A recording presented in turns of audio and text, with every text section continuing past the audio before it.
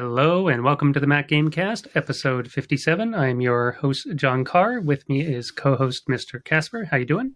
Very excited. Thank you very much. And our very special guest today, Nat Brown. How you doing, sir? I'm doing great. Thank you. Great to be here, and thanks for having me. Yeah, absolutely. Thanks for coming on. So if you wouldn't mind explaining to listeners your background a little bit, Sure. What you've been up to in tech and gaming and all that fun stuff, and Sure. maybe what you're doing now. Sure, absolutely. So I'm Nat Brown. I'm a longtime gamer and programmer. I started out before many listeners probably were born playing games like Trek and Adventure on teletype computers, literally giant typewriter that printed out pages at a time in the mid 70s. Before my parents bought an Apple II in 1978. And that's when I learned to program in BASIC and assembly language, specifically because I wanted to make games.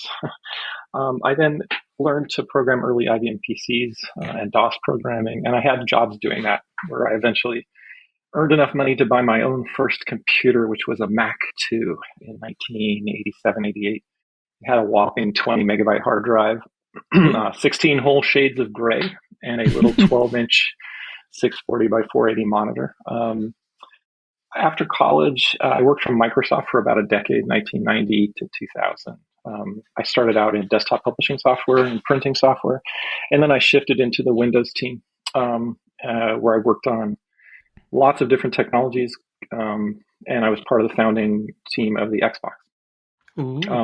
I took a break around 2000 to raise my awesome kiddos with my wife.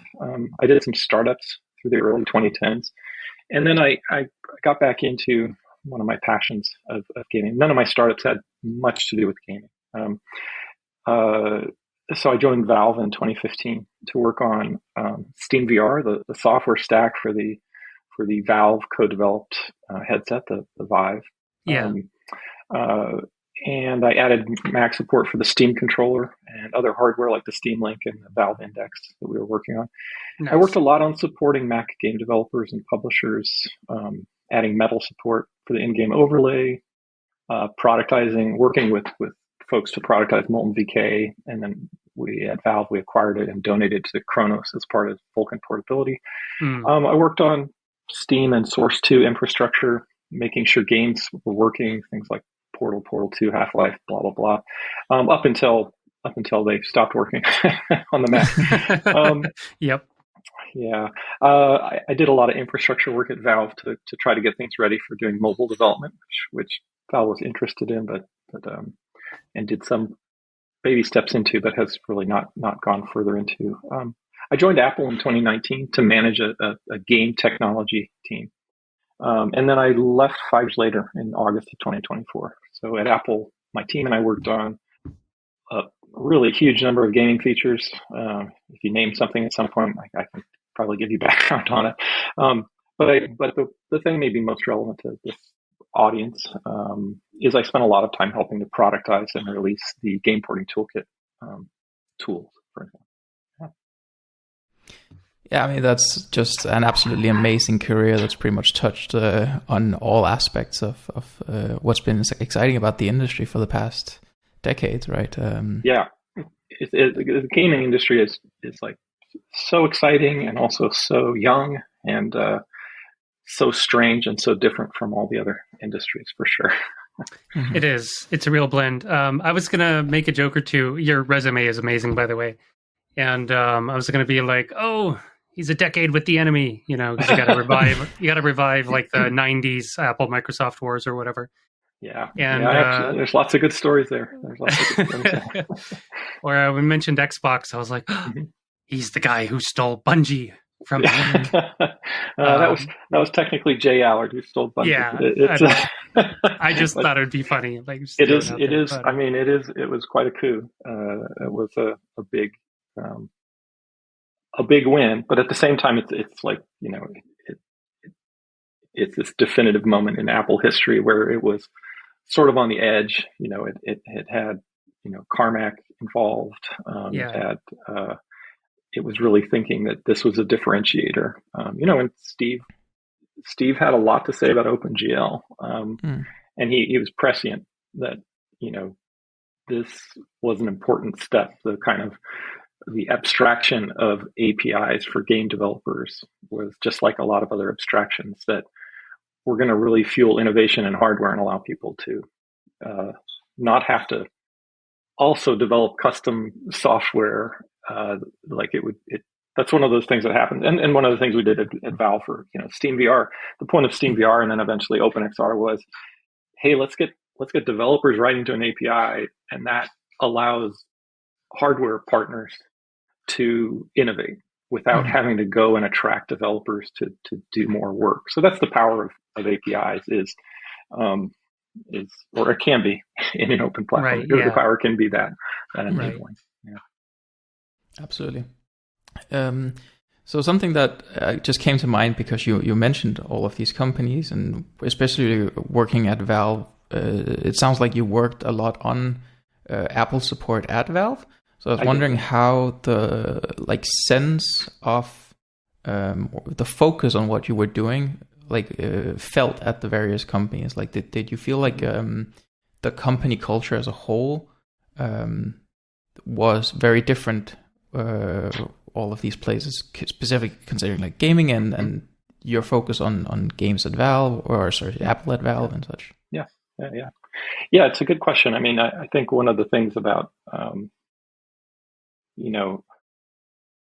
one of the things about working at Valve on the Mac, like I really joined because for the Steam VR effort, Valve was, Valve had done a foray into multi-platform support kind of in the 2009, 2010 era. Mm-hmm. And they made that effort because Windows 8 came along and Microsoft was in a very strange situation. Microsoft was like, hey, we want a closed app store. we want everything to be rewritten. We don't want an open platform where other stores can exist. And so Valve, my interpretation of that, I wasn't there back then, but people I worked with at Valve looked back on and said, hey, we really diversified to Linux and to Mac because it was a little scary. Gabe was like a little bit, worried that Windows would close things down and that would be bad. And so how could you hedge that? And the value for Valve customers, for Steam users, right, is the games they own and the catalog they have. So trying to make sure that catalog could survive a major platform disappearing or a major platform deciding it wanted to change graphics APIs or whatever it was something that was very embedded in Valve. So when I joined in 2015, Apple and Valve had a falling out over OpenGL and Metal.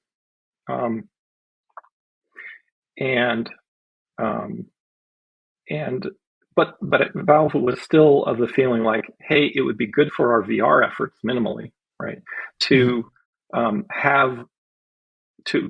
for a message for our VR hardware partners and other people that we want to encourage.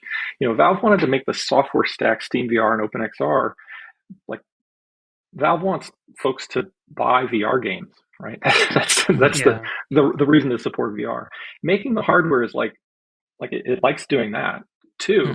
It enjoys that, but proving the concept of VR, pushing the envelope of VR, donating a lot of aspects of its VR hardware expertise back to the industry was because fundamentally the business model is happy gamers buying games on Steam, building up a library, and that library becomes a sticky moat that even if a user doesn't play a certain game all the time, they own it, and the idea of somebody taking it from them doesn't make the customer happy. So at Valve, doing VR for the Mac was seen as a continuation of this policy, even though Valve did not find, Mac gaming was not growing super strongly. And I could go into that, and I can if you want to. Like there are reasons that Mac gaming kind of declined from the sort of 2012 to today time. Really comes down to Apple's shift to Metal, OpenGL not really getting past the kind of 4.3 spec level and missing a lot of extensions. A lot of fighting between Apple and Kronos about the future of graphics APIs and so forth. But Valve, at least at some point, still believed in that and still had lots of happy customers that spent good money, on Mac gaming, and they still do. I think Valve still, Mac gaming continues to be somewhat in decline,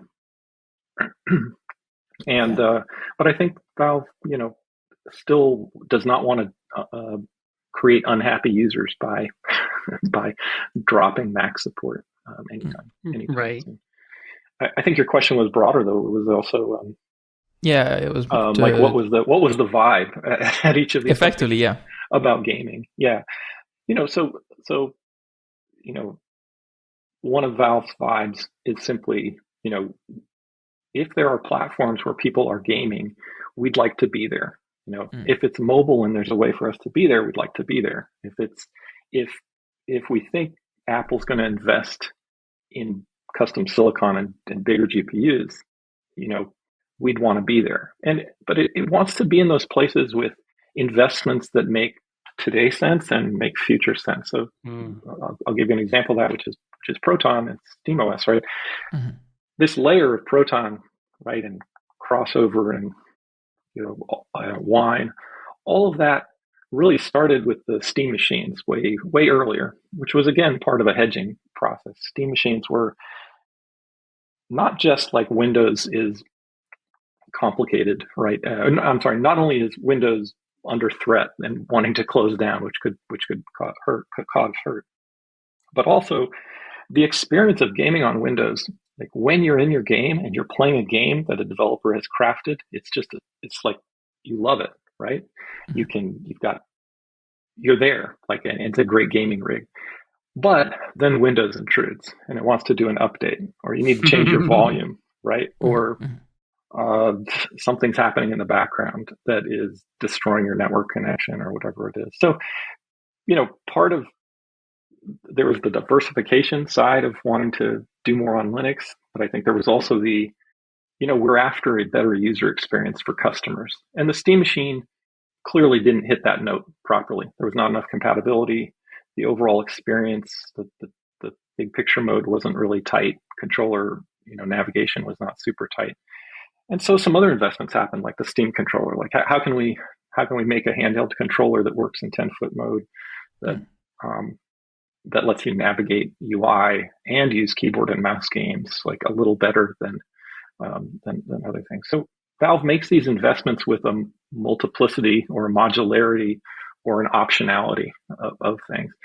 And definitely, part of the Steam machines and Proton, it eventually became clear internally, like, at some point there's going to be a portable processor that would make a good handheld device. And it would be good to, be laying some foundation here. And so Proton was an investment that had multiple avenues, continuing to diversify where you could be, potentially enabling a handheld device, potentially enabling a VR console device, where also VR is, horrible on PCs. There's all these cables. There's Windows is even more intrusive for VR than it is for just normal gaming.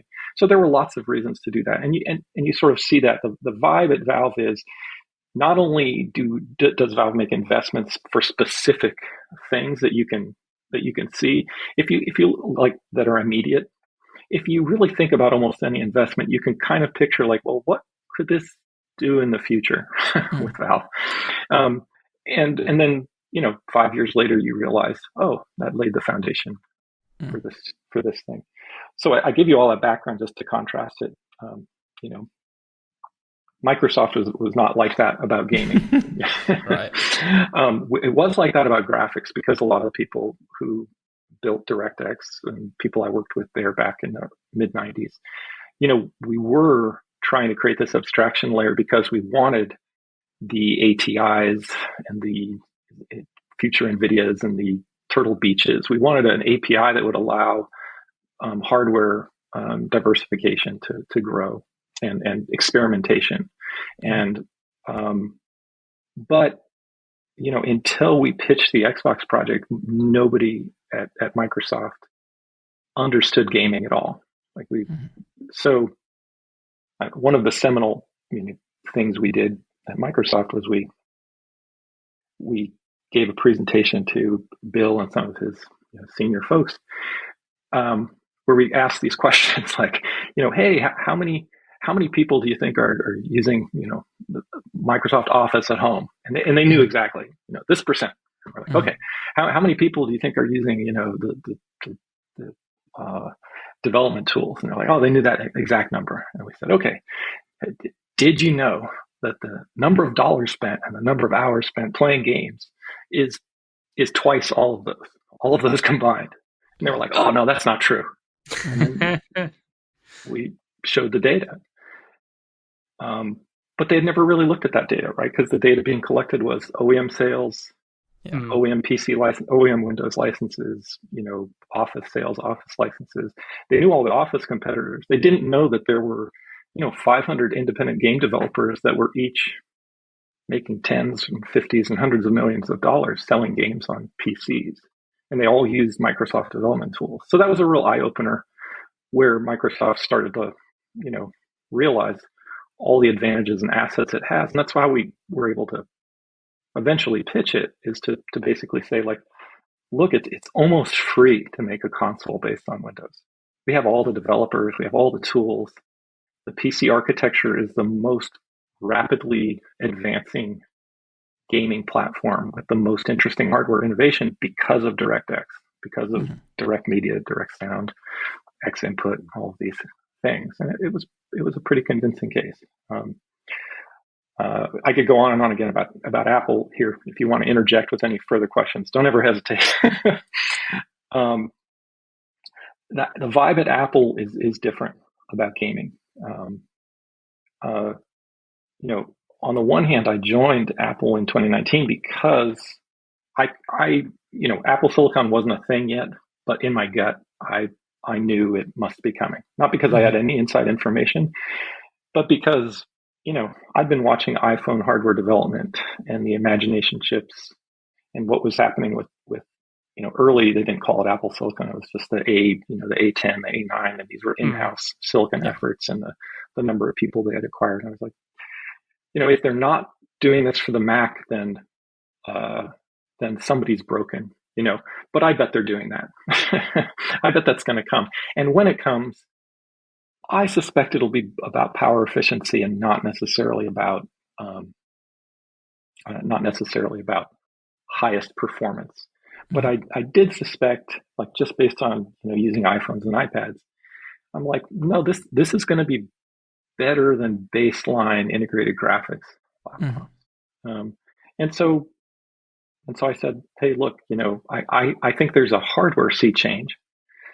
And I think that's good. And when I talked with people at Apple before joining, they wouldn't say anything about Apple Silicon coming or anything like that. But they were like, yeah, I mean, hardware is holding us back in gaming. And I'll take a moment to just say, I've never believed that was true, by the way. even as much as I despised a MacBook Air, a 2017 MacBook Air with a Core Duo and a bad integrated Intel GPU,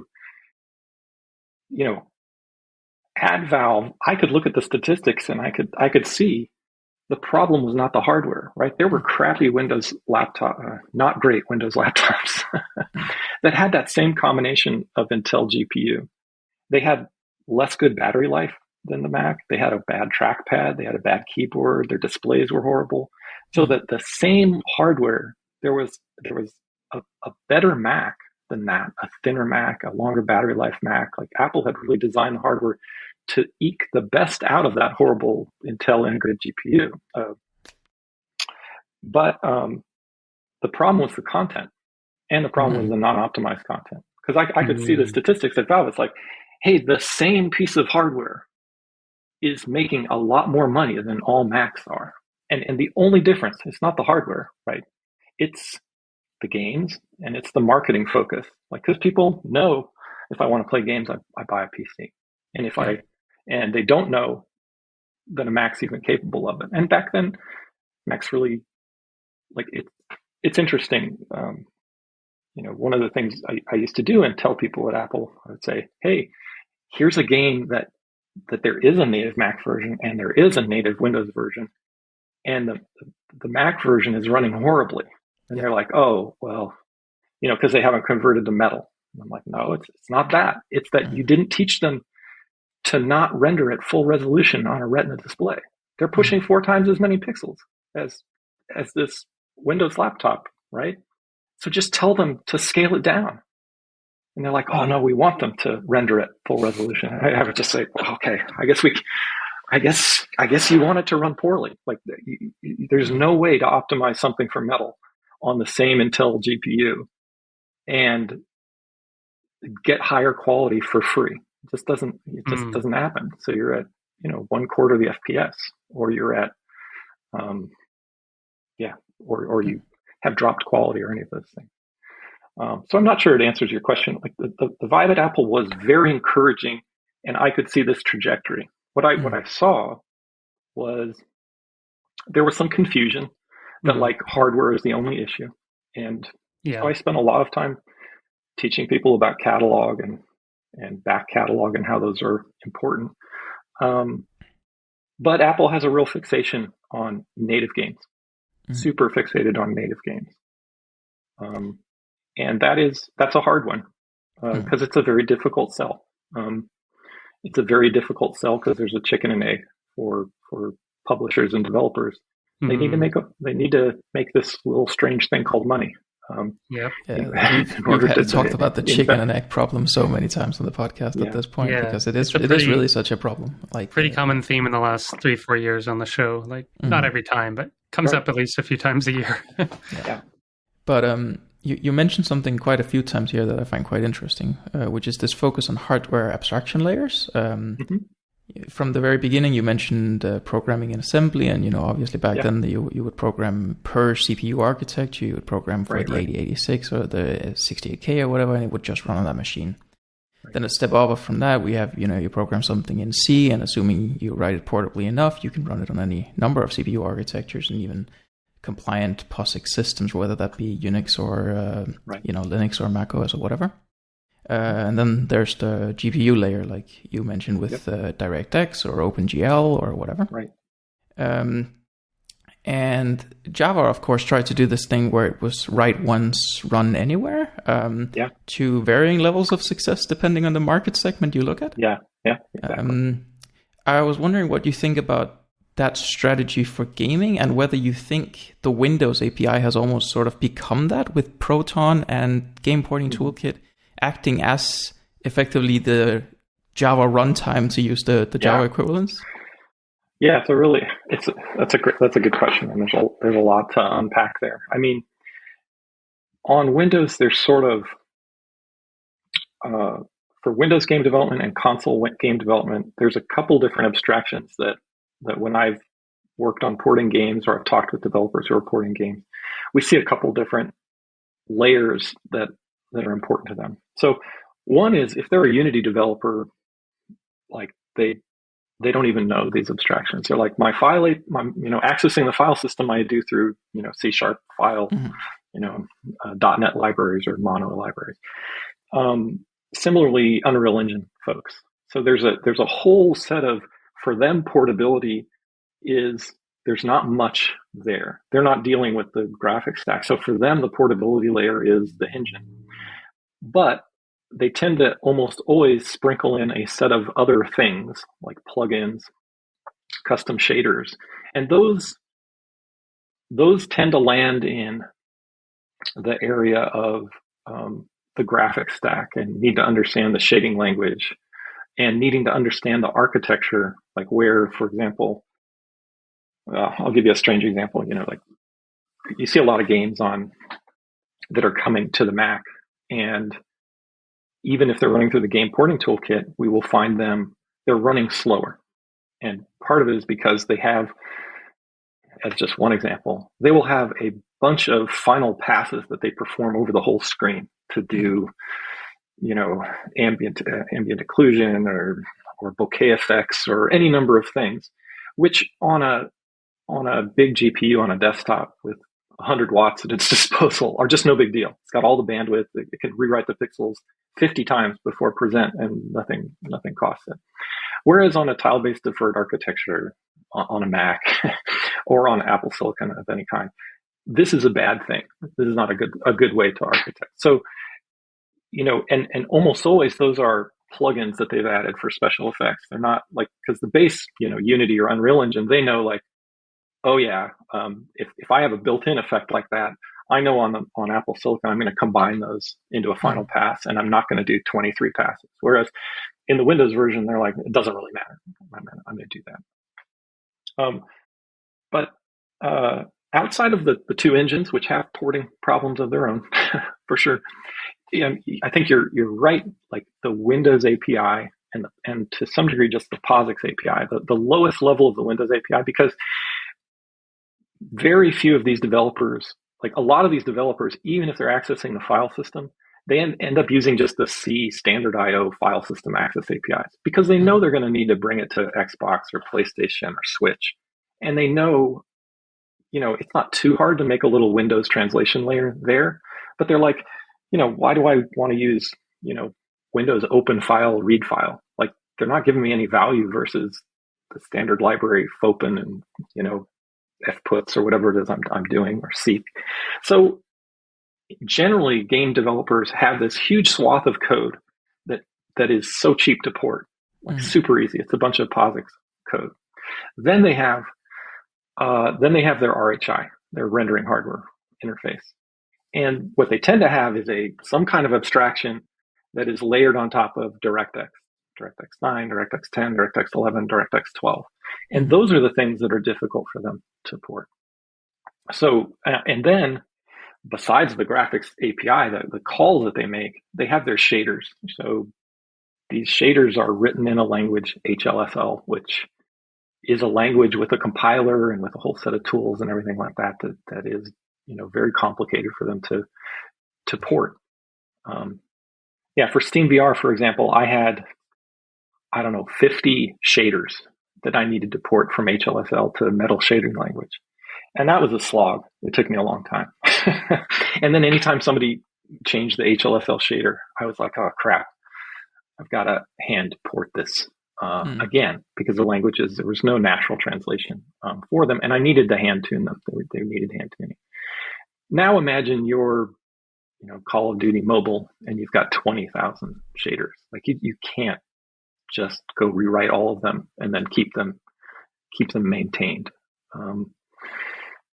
Anyway, getting back to your core question about the portability, it's definitely the case that, and this is something that Valve realized with Proton. It's like, look,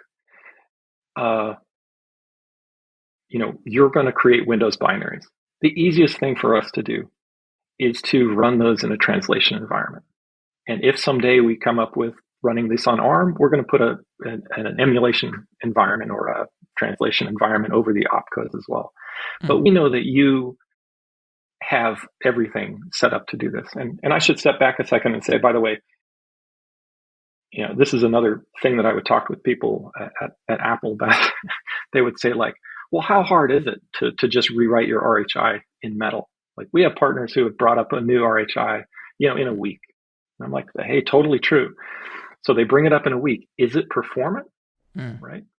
It's like, no, they need to spend the next 6 months making it performant. Okay? And can they maintain it? Like, do they now need this person full time to maintain this?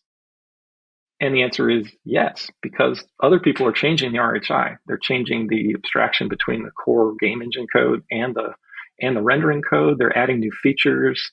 They're adding ray tracing. So now somebody needs to be full time managing a new RHI. And most teams don't have that. And I'll tell you something, if you're an experienced Metal programmer, if you're good at programming on Apple devices, you are not available for anyone to hire, right? You probably got hired by Apple. Right. The game industry does not have access to a deep pool of graphics programmers who understand Metal and Metal shading language. The other thing that I'll mention about this whole area about portability is, like, we often think of the portability of the game as like the code, the RHI, as really important. There's this whole other ecosystem of tools that game studios have. And so even like the source code control that is used by game developers, which is typically Perforce, that tool doesn't run well on the Mac, right? That company, doesn't like maintaining that version on the Mac because there aren't enough game developers on the Mac. So if you're a game studio, you're like, well, how am I even going to check code in and out, right? So we're back to the chicken and egg thing. You're back to the chicken and egg, but it just to, expand everyone's mind, it's bigger than everyone thinks. And even at Apple, people were like, well, there's a version of Perforce. And I'm like, okay, how about the command line tool that the artist uses when they are authoring, this giant 16K UV, map or complex set of data that makes your character look like PBR'd and all this great stuff to make the game look great. How about the command line tool and the pipeline that they use to check that in, and the tools that they use to turn it into the right format, right? That tool is some random crap that they wrote, for Windows. Mm-hmm. So you're not just asking them to port, the code. That part's easy, or even port the make file, right? The project code. Some developers have told me, like, porting the code would be easy, but maintaining the Visual Studio project file and the Xcode project file, like, that's a full-time job. I don't have anyone who I can afford to do that. And so, it's just so many non-starters there for the native, making sure developers have an easy time making native applications. So just for like some added context for listeners who might not know all the ins and outs of programming stuff, I'll just add that dealing with the Xcode project file is, oh boy, that can be annoying at times. We had so many issues with that at work that our tooling guy made a command --wipe Xcode that just deletes the project file and rebuilds it from scratch, because we kept running into people not knowing how to deal with merging each other's code, and it was a whole thing. Totally. At Valve actually has a meta language, and many big studios do. They have a meta. If you've ever used other build systems like, Ninja or Mason or something like that, these are meta languages. Even CMake is a meta language that you kind of describe your project generally, and then it says, oh, I'm going to do that for this platform. Yeah. Well, Valve and many studios have other layers like that. So on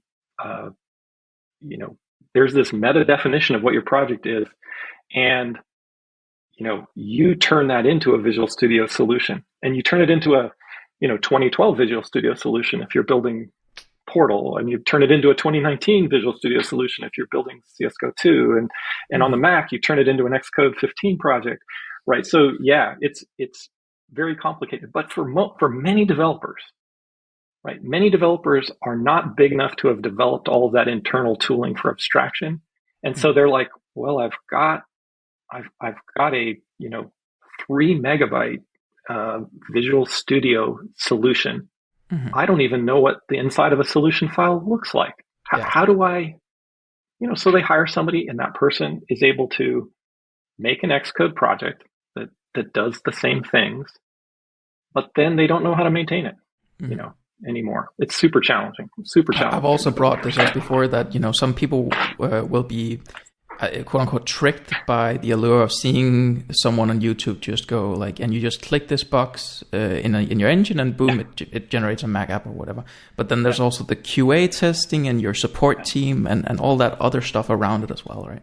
Yep. Yeah, and the code signing and the deployment and managing, pushing your builds into another app store, right? Just like you could lose a day or a week just creating banners in a different resolution and size for a different app store, and you're like, and you're like, am I going to get enough sales from that? And that's there's cool opportunities there, by the way, to make that easier for developers, but there's that supply and demand chicken and egg. But looking at this in terms of like all of the stuff that's missing to make lives easier, to make more games pop into the Mac ecosystem, where do you think there's the most room to be done things? Are we looking at Apple being the one who is able to push things the farthest, or is it a third party like Valve, or someone like Unreal with or Epic with Unreal, or like who has the most ability to push things in the right direction? Yeah, it's a really good question. And Jon, did you want to ask something about the previous one before we did no. this one, or I just didn't want to? No, my quick aside, I was just going to say, because I used to do a lot of journalism stuff, and I found talking to a lot of devs, even usually indie guys who had prospective Mac projects, they're like, well, I don't have a Mac, or I don't have a Mac emulated environment, so I don't even know. And a number of times I tested it for them. Yeah, they sent me the file, and I'm like, yeah, it works. So it's failed at launch or whatever. And I think nowadays maybe it's a little easier to emulate things or whatever. But it's not. It's not actually for the Mac. No, I mean, okay. So while I was at Valve, I often worked with partners. Like I would see a game coming up through the wish list charts or recently released, and I would reach out and I'd say, hey, I see this as a Unity game. And this was a time when it was still very reasonable for us to be encouraging Mac because the share was at like 7%, 8%. So, and I should say, one of the neat things about Apple customers is, you see this on Android and iPhone as well. Apple customers don't mind spending money. Like they tend to outspend, above and beyond their market share. So even if in usage they are 5%, they might spend they might make up more like 7% of revenue, right? That's one of the cool things about the Apple ecosystem is it's twofold. One is maybe they're a little less price conscious, but also they have their payment instrument dialed into the platform really easily. And on Steam, it's the same either way. You always have your payment system. But like in mobile, you can't set up an iPhone without getting your payment instruments set up. So you're already past one of the biggest hurdles for a mobile developer making some potential money. Anyway, I used to work with developers and I'd get them to click the button. I'd get them to click the button in Unity to make their game. And they'd be like, okay, I apparently need some sort of certificate to sign this. I need to do the following things. Like, I don't know how to do any of that. And so I had a little, instructions that I sent them. I'm like, here are the steps. Here's how it currently works. If this isn't working for you in the future, here are some of the troubleshooting steps, right? Here's how to clear your keychain, and here's how to automate it. So I would give them that. And they would say, oh, this is really great. Hey, I don't have a Mac. Right. Yep. So it's embarrassing, and it continued to be embarrassing because this happened at Apple too. We had developers who were like, I pushed the button to make a Mac build of Unity because a Mac build in Unity was all C#, and it was runnable because it was fully interpreted on that platform. For iOS, it does a different build system. Unity used to do a different build system. It had to make native code, so you could only do that on a Mac. But for the Mac, it could just output its C#. It was all interpreted, blah, blah, blah. So many developers, they would say, I'm just going to publish this. I haven't tried it. Maybe you could try it and tell me if it works for the Mac. And so they would. And I would try it, and we'd have a couple rounds, and then the game would be available, which is cool. But yeah, it is really hard. The lack of emulation environments, the lack of cross-compilation tools, right? So just describe this a little for consoles, right? And this is the same for Steam Deck as well. Let's say I'm a PC developer and I want to target the Steam Deck, right? I buy a Steam Deck, I put it in development mode, I connect it to my computer. There's a plugin for Visual Studio where I say, I'm going to cross-compile, and I can step through and debug on the Steam Deck. So all of your symbols are there, all of your code completion is there, and Valve has provided an SDK and even ways for you to put in your code dynamic checking that says, oh, I'm running on a Steam Deck. Even though I'm a Windows binary, I'm going to take a little bit of a different path where I don't overheat the machine and I do it at a different resolution. So it allows a Windows developer to just sit there, with a $300 device next to them. And what developer what developer would mind? Like, I'm in Visual Studio anyway. All of my other tools work. I'm just going to spend the afternoon getting this to run on the Steam Deck, and then here in the office, we're going to play the game together. Everyone's going to go, fuck yeah, this works better on the Steam Deck. Mm-hmm. The same is sort of true with consoles, by the way. If you're a big game studio and you have let's say you have 100 developers in an office, you probably have 2 or 3 Xbox or PlayStation development kits in the office. You don't have one for every person. You don't have one on every desk. So what you do have is cross-compilation tools and debugging tools. So somewhere in your, sea of cubes, there's an Xbox development kit. And you can connect it to your Visual Studio and you can push a build over to it. You can run automated tests on it and get them back on your machine without leaving your desk. And sometimes some of these studios have them set up so that you can have remote, you can remote play to that Xbox and literally just play it. So at your desk, every developer doesn't need an Xbox. Every developer only needs, right, Visual Studio and all their other tools. And that's what's challenging about the Mac, right? And like to develop for iPhone, you need a Mac and you need an iPhone. To develop for a Mac, you need a Mac. There are some great cross-platform, cross-compiling tools. There are plugins for Visual Studio that you can use to target the Mac or an iPhone from a PC, but they are not blessed by Apple. So developers are uncomfortable using them. But there are some fantastic tools for doing that. Interesting. My next question was going to be Casper's question that I already asked you. So okay. No further questions there. Yeah. Thank you for elaborating. Yeah, absolutely. Could you repeat, Casper? So it was about who or what company would be able to do the biggest push for Mac gaming, like most impact on current Mac gaming ecosystem. Or not necessarily the company. Actually, it could be the community as well, if that's the answer. Yeah, I do think it's a combination of the community and some motivated indie developers, honestly. What we're really seeing in the industry as a whole is big publishers are, they're going through a contraction, right? Their big investments are, it's not that fewer of them are paying off, it's the same number are paying off, right? But more of them are being made. So, and they're in competition. They're not creating the new evergreen title that's going to be around for 20 years. Those are kind of locked and loaded. The CS:GOs, the Dotas, the League of Legends, they're starting to compete with one another. They want to replace one another, but it's really tough to remove a Fortnite once it's established.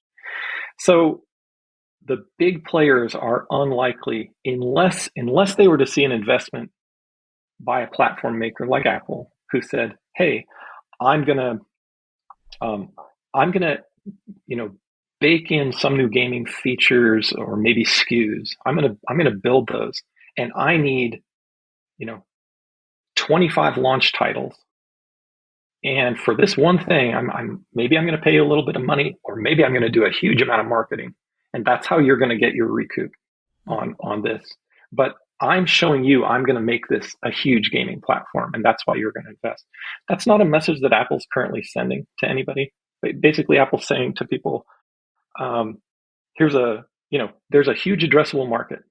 You should target it. And people do. Occasionally at Apple, we convinced, a CD Projekt Red, we convinced a Capcom, we convinced a Larian, right, to do something. But I was always worried about those, by the way. Everyone was like, "Oh, we're going to get, Baldur's Gate 3. I'm like, I love Elvarus, by the way. I love the folks at Larian. Worked with many of them. But I'm like, I really want these folks to have commercial success so that the next time they go to DICE or GDC or Tokyo Game Show, they're like, hell yeah, we made a bunch of money on the Mac. But unfortunately they haven't. None of them have really. And that's not any internal Apple stuff. That's me talking to my friends in the game industry, now that I'm away. I'm like, "Hey, you want to share with me anything about how that was?" And they're like, "Oh, it was a disaster, but we got a little free PR for it." Right. So, Kojima would say, "Hey, Death Stranding, it was great to have momentum around releasing Death Stranding 2. right? Yep.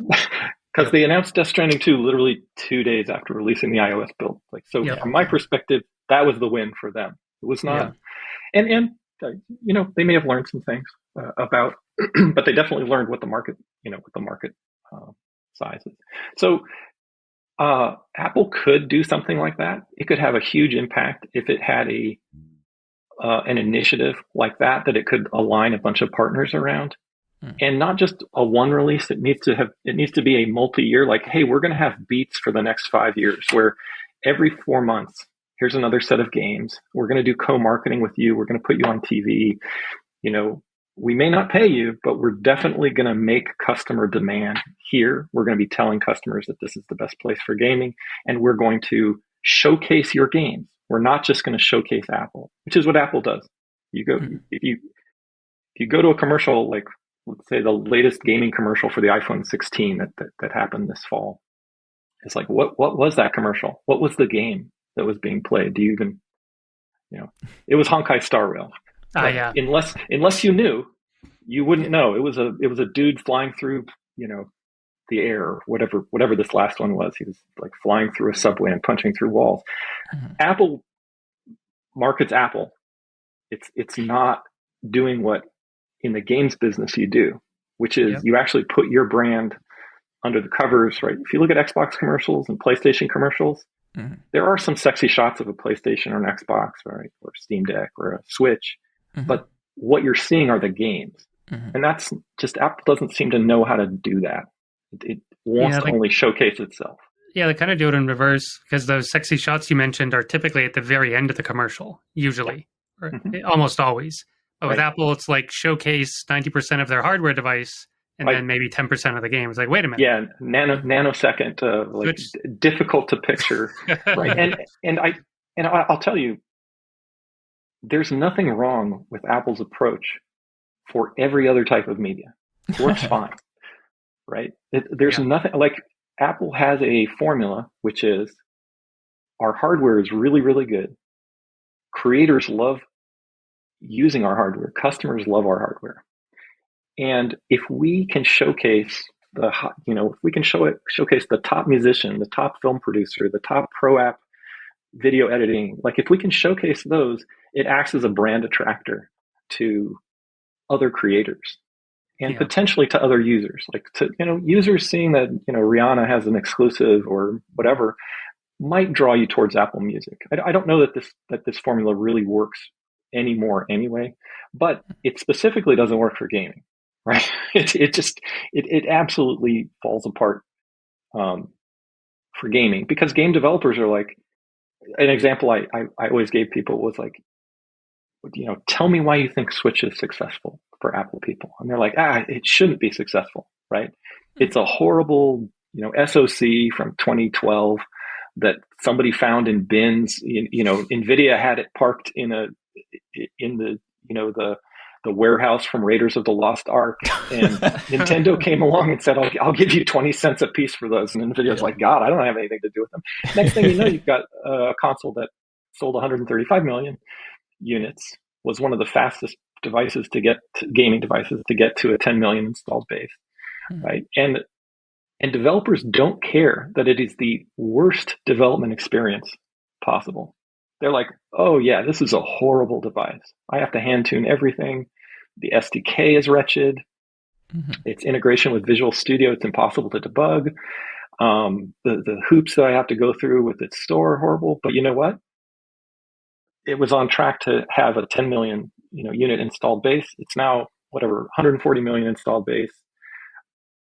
Some number like 70 million still monthly active users, an attach rate of titles that has crossed 16 titles per owner, right? And so developers are like, I need a 0.1% attach rate to that active user base in order to make my money back. Yeah. I don't need a 5% attach rate, right? I know every one of these customers buys games on the Nintendo eShop, right?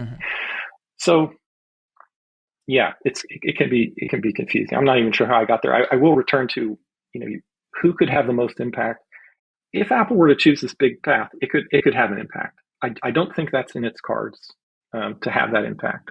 Anytime I brought some of those things up, it was just like, hey, that's not how we approach it. That would cost too much. Our approach is to demonstrate what can be done, and demonstrate what the addressable market is, and then people should come of their own volition. Which I, by the way, if you can get away without paying anybody, if you can demonstrate that the addressable market is really good, like in a way, by the way, that is Valve. Valve does not buy exclusives. Valve just says, every one of our customers buys games. Average library size is this. Games in your category typically sell in this range. Depending on their quality, they might move this many or that many units. All of this data is freely available for you. If there's something I can do to help your development, right, I'm here for you. But we just don't pay for exclusives. In fact, at Valve, it's like, we would prefer, if we're not the best place for selling games, for building games, we actually prefer the signal. If all of you started going someplace else, to the Epic Game Store or to Windows 8, we would rather not have the false pretense of us paying you for an exclusive to make us think, because that would cause us to lose the signal that you actually care about our platform and our customers. Because if we're paying you, you care about the money, right? Your incentive is the money. And so every platform should be a little concerned about paying developers for exclusive in the long term. In the short term, if you're launching something, like, that's totally in the business plan. Like for Xbox, we were like, hey, Bill, we're going to need, $300 million to buy exclusives. But that's going to be once every launch cycle, right? We're not, like, in general, once the momentum is there, once the addressable market is there, developers will come and they'll pay their 30% of their own accord because it's an opportunity for them. They know that they will make good money on the platform. So returning to it, I think the community is the community, and small indie publishers are actually in the best place to try to make a dent here. The problem is, nobody is stepping up yet for the customer demand marketing side of this, right? So one thing that changes that would be if a really great game is available first and foremost on the Mac or the iPhone. And the challenge there is, like, why would you do that? Why would you, if you have a really great game, why would you make it exclusive to this platform? Because it would take a lot of willpower to not just put it on PC Steam. But even if a game launched day and date that was really fantastic, I think that could move the needle. And I think that's going to come from an indie developer. Like what we're seeing is this consolidation with high-end developers, high-end studios. But the hits that we're seeing, the things that are breaking into the top 100 on Steam, are increasingly indie things that come from small developers, and they, knock it out of the park. So that would be my hope, but it's a tough one. It's a very tough, it's a very tough nut.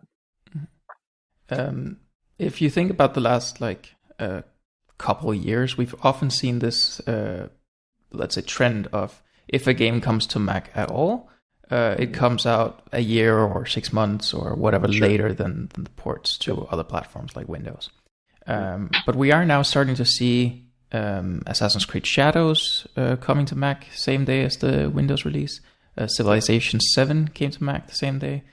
And Apple has been doing these slides at some of their bigger presentations where they show a whole bunch of games. Now, a lot of those are still way later than the PC release, but still more focused than before Apple Silicon, at least, right? Right. If we look 5 more years into the future, do you see a future where this has grown tremendously and things are a lot better with more day one releases on the Mac? Do you expect us to have stagnated and it's basically the same as it is today with occasional day one releases, otherwise just way later, or declining again, or? Yeah. So I'll repeat something I've said elsewhere, which is like, I'm pessimistic, but not fatalistic about Mac gaming. I have a strong sense of pessimism from, there are things that if I saw them happening, I would I would say, oh, that's a promising sign. I think that's Mm-hmm. good. At this point, the release of Assassin's Creed Shadows, or maybe Cyberpunk coming out eventually, or Pal World, those I do not think those partners are seeing commercial success from those ports. So until they do, and in fact, it's a little bit like, and this is something that concerned me. People would say, "Oh, we've got this lined up. We've got this partner lined up. They're going to release a month afterwards, or we're going to release something that's 2 years old, or we do have something day and date." And I'm like, okay, what's gonna make sure they're commercially successful here? Because the data was that nobody has been commercially successful. Like I by the way, I do expect Civ 7 to potentially have a little bit of commercial success. For whatever reason, Civilization has a strong Mac following. It was always one of the top Mac games at Valve. Very, very strong player base. I don't know whether it's the style of game, it's the pace of the game. That doesn't really matter. I think it's a great series, and I always liked it too. But I was always a little head scratching. I'm like, what is it about Mac users that they love the Civ series so much? And some people would argue, well, it's because they keep releasing them. If only you would keep releasing them. And I'm like, well, there's some other games like Farming Simulator that comes out every year for the Mac, and a couple other ones. Football Manager comes out regularly for the Mac, but they don't really have as strong a base. Anyway, Civ may find a little bit of commercial success, and the fact that they have always kept releasing Mac versions means that some of the hurdles that others would have, of like the activation energy of getting a team and infrastructure for building for the Mac, is a little lower for Civ folks. And that similarly, by the way, at Valve, like it was easy for us to maintain all the Mac versions of up until 32-bit died. Super easy to maintain all of them, because the continuous integration system just made a build every day. And even if somebody was on Windows, if they checked in something that broke the Linux or the Mac build, you're supposed to fix it. and usually that would be, you'd call Nat, and I don't know why this is broken. I'd say, oh, you broke this, right? Or one of the two other people at Valve who manage Mac stuff. So I think there's a lot of reasons why I'm a little pessimistic about that strategy, because I think what you're seeing is increased visibility in a couple of these higher end games, but what is missing from the analysis, like, and you're seeing like announcements in the like at WWDC or in some of the presentations, right? The thing is that games and graphics like look good and they highlight the hardware. So Apple likes talking about them. They like saying like, see, we've got, this iPhone can give you the same graphics as a console, right? Except it's portable and it's in your hand every day. And it's like, that is a great message. And the graphics do look beautiful. And, Apple screens are the best, screens. Apple battery life is the best battery life. The GPUs do the most amazing work with, a tenth the power of anything else. Like, it's truly incredible technology. But really, you're seeing sort of just a marketing message about the hardware. Because the reality is, right, none of the games are finding an audience. None of the games are having commercial success. And that percolates out into the industry. People hang out at GDC at the bar and they talk about how their game did. And they're like, well, I got this PR, but and maybe if they give me more PR, I'll do another one now that I know how to do it. Yeah. But I don't really expect, this. And it also feeds into what I said earlier, like going after a set of highly visible games is sort of the Apple strategy that it has had for other types of media. Like, let's let's invest $1 billion in television shows and movies for Apple TV Plus so that we win Emmys or Oscars or whatever it is they're trying to win, or Golden Globes. I don't know. Right. It's you're kind of creating a brand aura association, and you're hoping to attract, more lead generation, and more people will come of their own accord because they believe that because of the marketing, there must be demand. But when we actually look at the demand, we actually look at the number of people playing games on Steam, and there are games outside of Steam, right? The top games outside of Steam, I think, probably are Minecraft, Roblox, League of Legends, World of Warcraft on the Mac. Yep. So if you were to look at that set of games and you were to talk to those publishers and say, how's it going?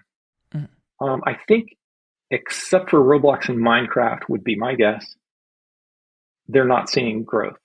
They're seeing like a pretty stable base of users that hasn't really grown in the past decade, despite Apple Silicon giving you just astonishing performance and battery life and beautiful screens and spatial audio and great game controller support, right? Despite all of those things, they're just not seeing the growth yet. And until they do, everything else is just going to sort of be performative marketing. So again, I'm not trying to be super fatalistic about it. It's just, I wouldn't read too much into 5 games, 10 games, 15 games a year of this type.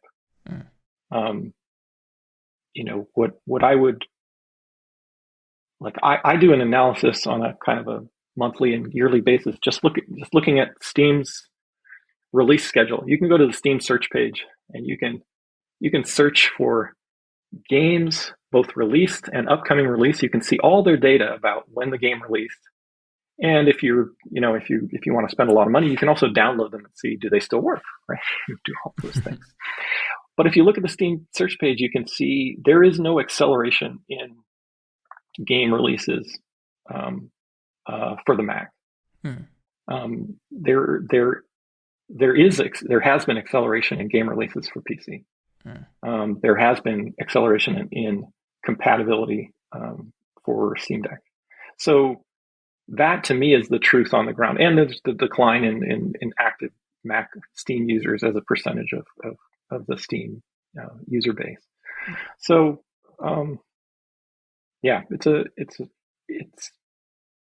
I'm actually not a fan of going after the 5 or 10 high quality, good looking, sexy things. Right. My message was always, and this was something like I learned at Valve that was very much in the Valve culture, was we don't know what's going to be successful. Like, we don't know. The best we can do is make the best place for people who play games to find the games that they're most interested in, and to support the diversity of games, game engines, game development, languages, input devices, compatibility layers. The best thing we can do is try to help game developers find the biggest audience they can and be successful. Because our business model is, if they're successful selling their software, we're successful. And it's a feedback loop, right? Valve and Steam are an aggregation. If you happen to, follow Ben Thompson, Stratechery, right? Valve is the underreported, aggregator of game publishers and game developers to customers, and they have that aggregation effect in how they work. So.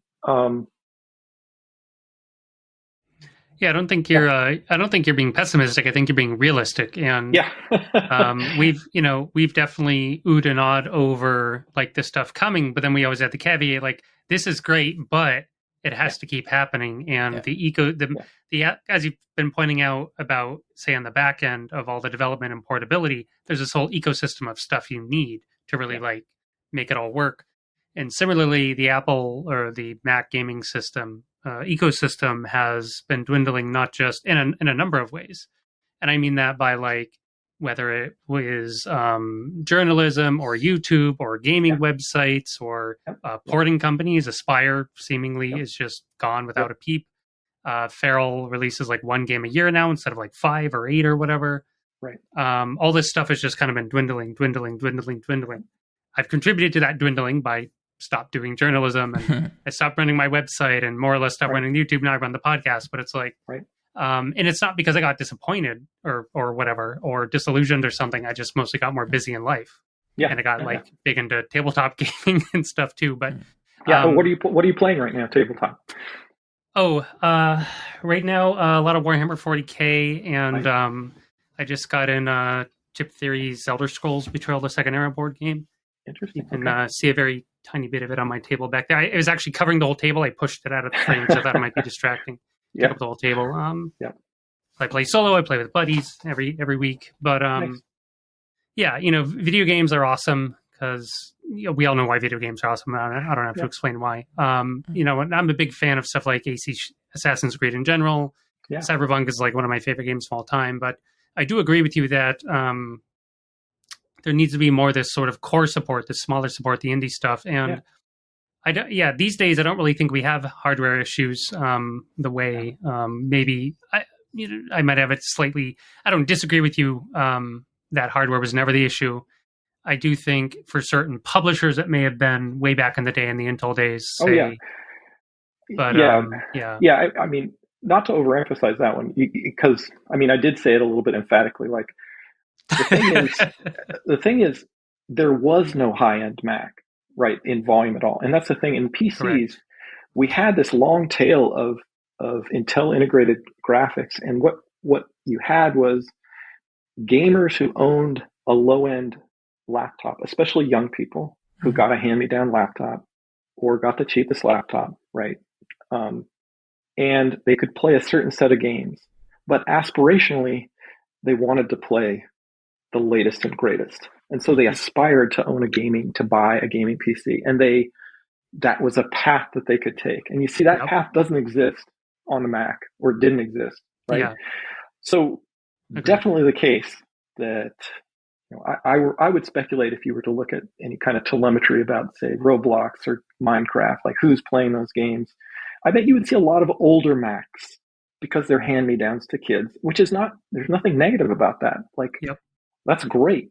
Like, and if they're enjoying their Mac and they continue to play Roblox and Minecraft, like, that's great. But here's what truly happens. And this happens with mobile, kids on mobile too.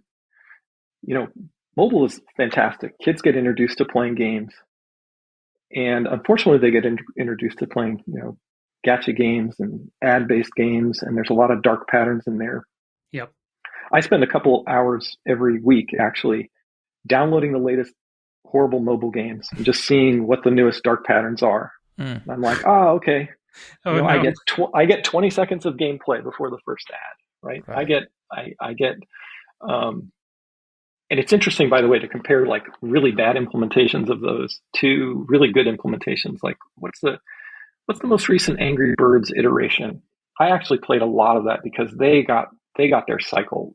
They did such a good job, like full of advertising, but really well crafted to let you earn things so that you can actually play for extended periods. In any case, I got into that because what you see is that kids learn that they're excited about gaming on phones, and in many parts of the world, Asia in particular, that's where they continue to game because they don't really have some of the other options. But increasingly, that has changed too. But what you do see is a transition towards owning a hand-me-down PC, and then towards getting a real PC for gaming. And why? Because the games that they're reading about and seeing about and watching YouTubers play are on those devices. If those games were on their Mac and their next hand-me-down, or they could ask their parents, like, I really want a Mac Pro so I can game. But they don't. They say, I've got your old MacBook Air. It played Minecraft and Roblox just fine. But now I want to play, Fortnite. Like I need a PC. Yeah. that data is totally out there, very well known that unfortunately kids transition from mobile and from hand-me-down to a Windows PC for gaming. 100%. Yeah. Yeah. The only reason I didn't do that is because I really liked Mac, and I was able to work when I was younger, save a bunch of money, and spend an exorbitant amount on like every 3 to 5 years on like whatever the top end like iMac or Intel machine was. Right. But then Boot Camp was there, and I used Boot Camp quite a lot, unless for sure. the native option I was used first. But I did make that foray, as listeners will know. I became a PC heretic for a while, and I dropped a bunch of money on a high-end PC with a really good GPU, 3080 Ti, good at the time. This was a couple of years ago, and I was just like, damn, I get it. Yeah. Like, well, and I'll tell you, this is why the Game Porting Toolkit is, an exciting development. Right? So I mentioned at Valve I worked on Molten VK, right? So Molten VK is a Vulkan to metal translation layer, and we met the author. We met the author of Molten VK, and we were like, "Hey, this is pretty cool. Would you like to develop this such that we could put it underneath Dota 2?" And because we're Valve, we're like, "And we'll pay you to do that." And he's like, "Well, this sounds, this sounds okay. I get to improve my product so that it could really run under something, and you pay me, but I can continue to charge people for it if I want to do consulting." And we're like, "Yeah, absolutely."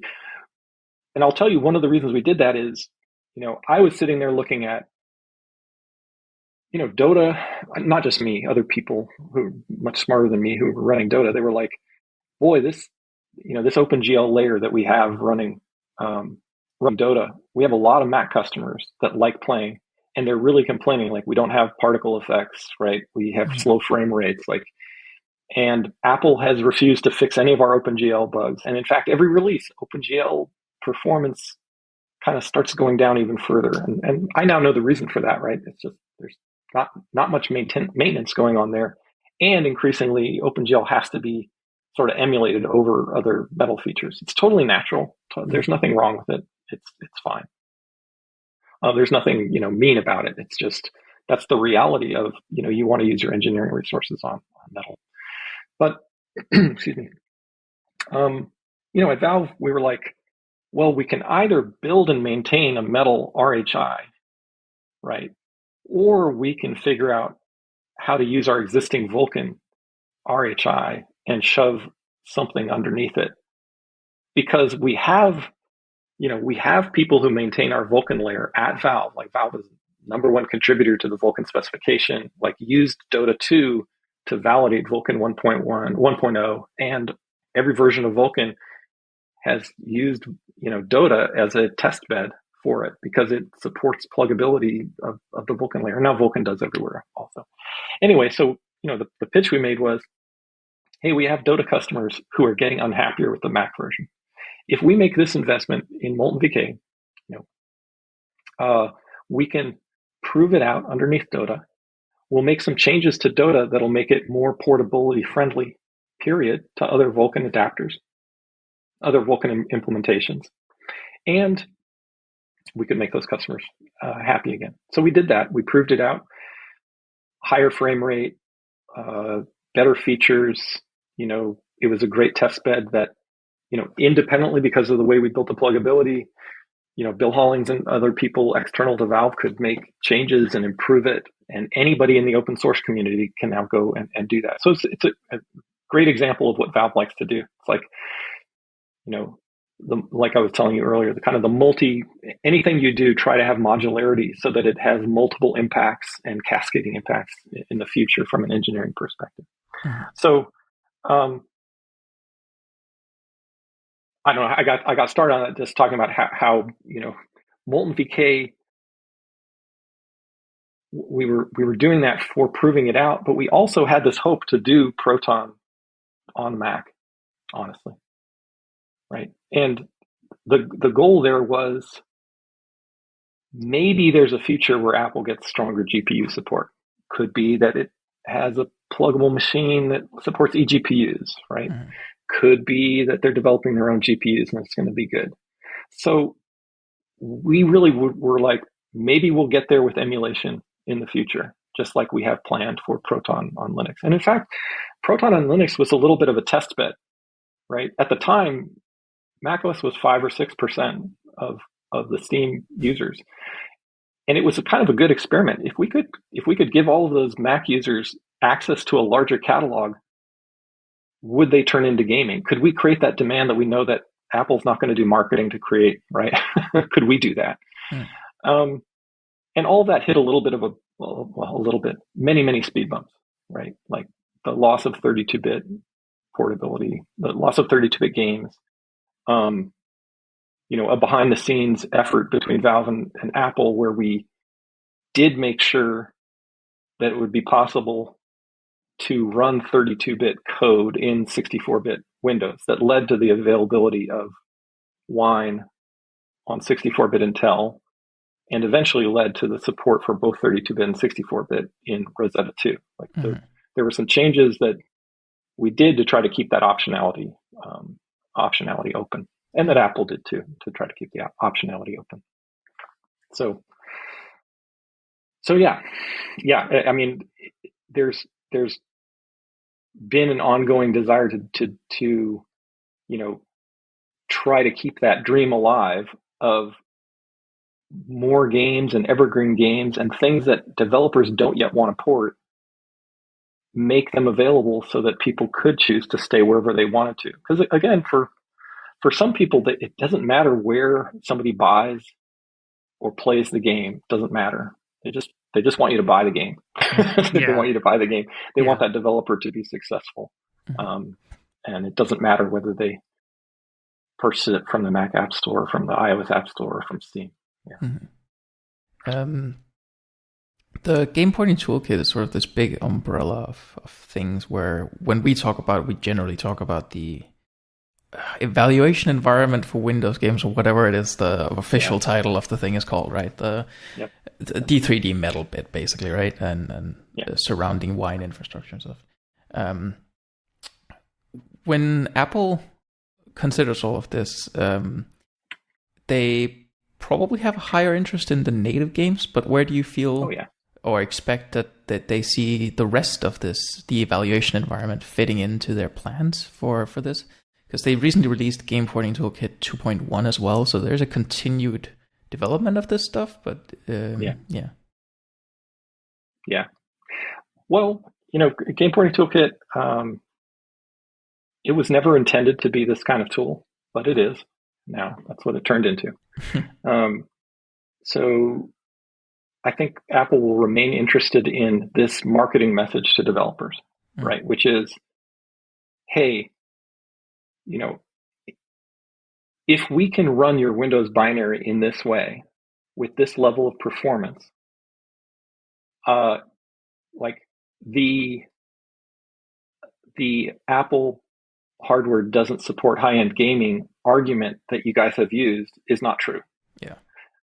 So, and other tools that we provide, shader converter, other tools that Apple provides, shader converter, documentation, sample renderers, all of these, as well as a bunch of videos that I worked on. Like I worked on the original, how to bring your game to Mac, bring your high-end game back, bring your high-end game to iPhone, right? We created these as a framework to walk people through, what does it take to port a game?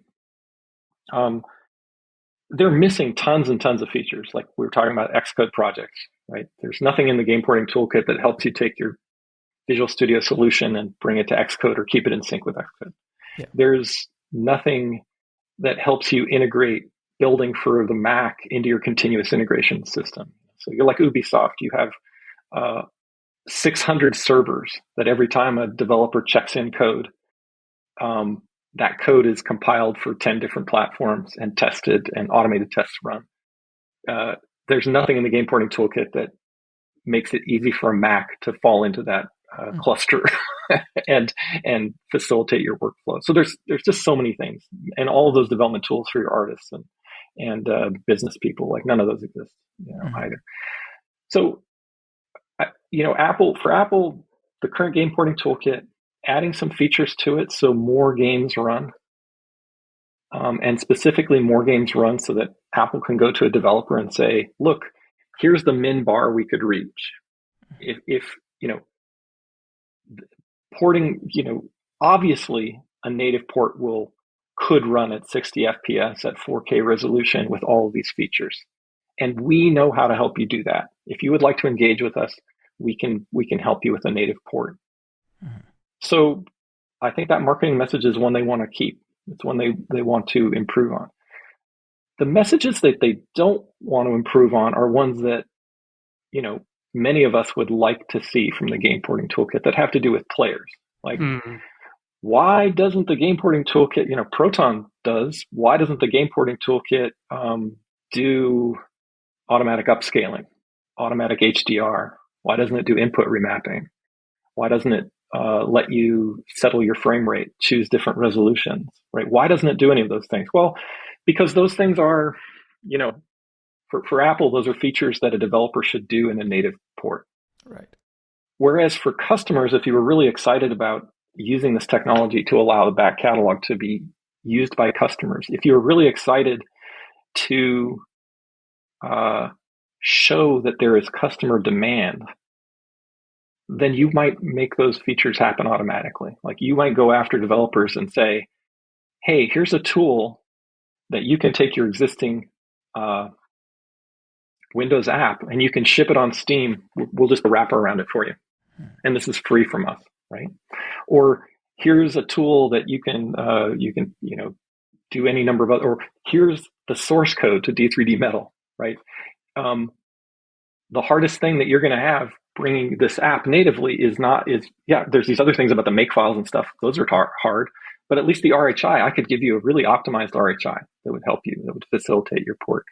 None of those things are really attractive, I don't think, to Apple. Like, none of those things that like truly bridge the tooling problems or truly bridge the demand problems are there. Which is not to say, by the way, that Apple doesn't internally love the fact that enthusiasts are the first to show a day and date game running on the game porting toolkit, right?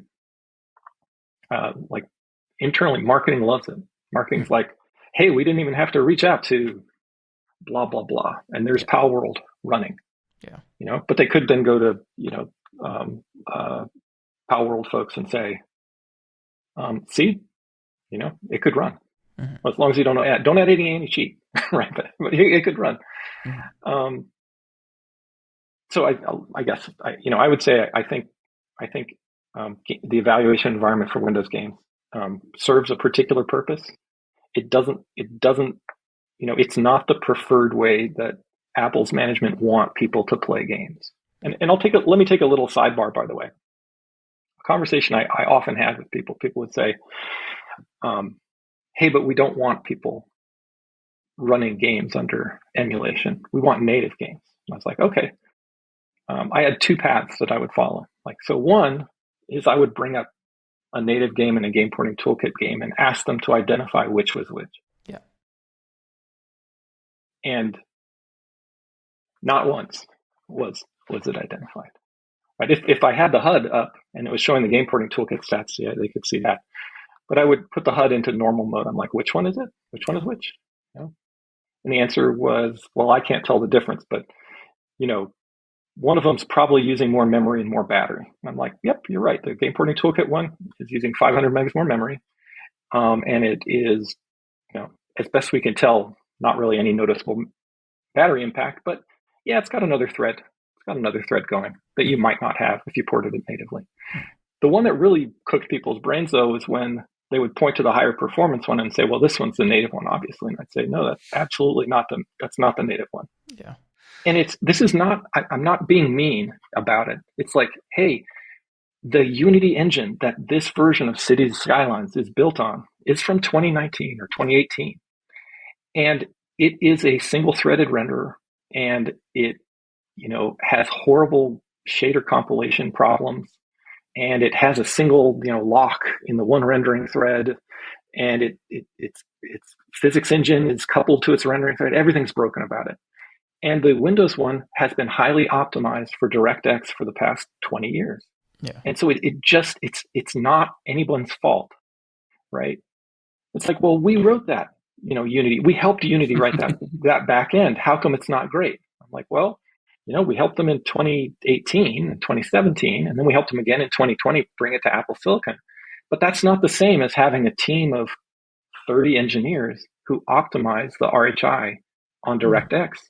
And 30 engineers that they could hire anywhere, right? Because you can hire experts in DirectX. You can poach them away from another company. That no such person exists. So that was one tactic, was showing people both and asking them to identify, and then explaining why that wasn't the case, like it wasn't native. The other tactic I used was, hey, tell me how you think this Unity game is running. Tell me how you think it's running. Is this a native game? And they're like, absolutely, it's using native Unity. And I'm like, you're watching a game running in C#, which is a technology I helped develop at Microsoft in 1999, 2000. This is C#. It is being either JIT compiled or interpreted. And it is running over so many layers of abstraction to get to OpenGL and Metal and Core Foundation and everything else. Like, why do you think this isn't interpreted? How is a native version of the layer underneath the giant interpreter of C# code and abstracted shaders? How is that better somehow? Especially when I just showed it to you and it's not better, right? It does not have better performance. It does not have better frame rate. It is missing features, like, it is missing graphical features. So, which is not to say I wasn't trying to point out to people that they were stupid. I just was wanting to help people question their assumptions, because Unity is a broad example of how games work, period. Because as much as everyone would like games to use the latest networking API or the latest file system API or the latest graphics API, game developers are incredibly conservative and they don't fix things until they're broken. So like if I'm using, POSIX socket code that I inherited from a library from 2003, and you would prefer I used AF or CF networking, right? I'm going to go like, well, why? I don't want to touch that code. I don't want to touch that networking code. I don't want to touch that file system code.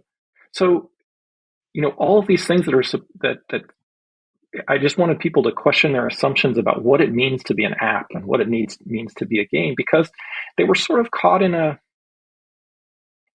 caring more about how something was built than whether it was fun, right?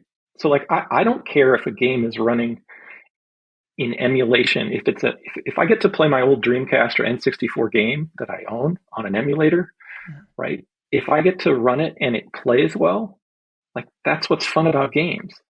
I tried to use that argument a lot of times about music as well. I'm like, oh, well, they should rewrite their game. They should rewrite their game to Apple Silicon so it'll be better. And I'm like, so we should go and get the Beatles back together because we don't like the vinyl version of Sgt. Pepper's Lonely Hearts Club Band, right? Why would you do that? First of all, the Beatles don't exist anymore. They can't re-record it. And this game developer doesn't exist anymore. They can't rebuild this for Apple Silicon. This game is gone unless we would like to translate it or emulate it. Yeah. For sure. Yeah, no, it's a very interesting point about the perception, and I think that's also in the community. When I alluded to earlier, jokingly, like the Apple versus Microsoft wars. I mean, I was one of those. I was a diehard certified Microsoft hater for no other reason other than, well, just because I'm a Mac gamer. Like that, there was, I was also a kid. I was 12 or 14 or whatever, but there was no actual like logic behind it. And growing up with computers and tech, doing game journalism later, web dev was unrelated, but I did it on a Mac anyway. I realized, as I used Boot Camp and emulation and testing the old Cider tech was fun back in the day. the early streaming stuff with OnLive, like I realized, instead of like Mac gaming, it's becoming more about gaming on a Mac. Yeah. Like where that source comes from, it could be half a dozen different things. And like at the end of the day, am I having fun on my device? The answer is yes. Right. Because I used to be so hyper concerned, like maybe Apple is now, like, it's got to be a native port. And thinking back, I can't even think of like a logical reason why, other than, well, just because. So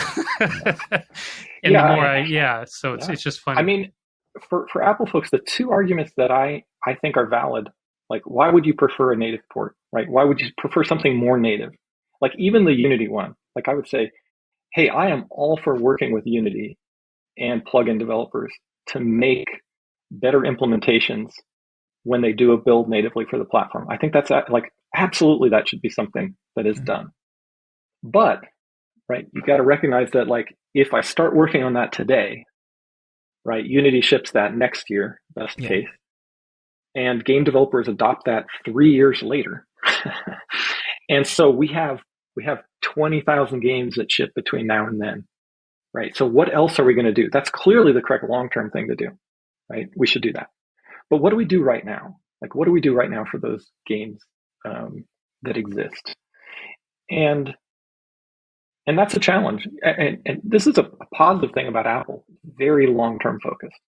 If there's a short-term, quick and easy thing to do, Apple often is not keen to do it because it wants to make investments with its limited resources for the longest term prosperity of and happiness, more than prosperity, happiness of its customers. And so I get that. The thing is, as a multi-trillion-dollar company, you should kind of be able to chew bubblegum and walk at the same time. It's like, yes, I recognize I have a long-term plan, which is maybe where the majority of my resources should go. But maybe some short-term, filling in, putting the finger in the dam, right? Making sure that if I achieve my long-term plan, that there's actually customer demand and that developers are excited and making, money. That's really, it's super important. It's super, super important. And that leads to, a really rough problem for Apple is it just does not have a good relationship. Even developers who are making money, they don't really have a great relationship with Apple's developer relations team, with the business teams. I've heard that. That's rough. Yeah, that's rough. Yeah, I think really as an end user of games, the thing that often catches me out the most if I use a translation layer is a bug I find frequently. If I 3-finger swipe to a different desktop, the game I had open in full screen, because it doesn't use the regular macOS full screen system, it'll just like minimize into the dock, and then when I try to maximize it out of it again, it gets stuck in this, I'm there for a second, and then I minimize again loop, and I have to force quit it. Obviously, you can fix that in the emulation layer, but that's immediate to me, like, that's not native. Exactly. And that's exactly, you're like listing, I had a list of about 50 things where I was like, here are 50 things that it would be great to work with Crossover on, with Codeweavers on. Things that, some of the things that you could do in the translation layer, some of the things that you probably needed to add some support in the system to help support better, right? In any case, it needed to be a collaboration, but that didn't align with the, hey, this is a tool for developers. Yeah. Like if they want to fix the swipe behavior, the window minimization, the resolution changes, the spatial audio, the HDR, they should come native. And I just really chafe at that. Like,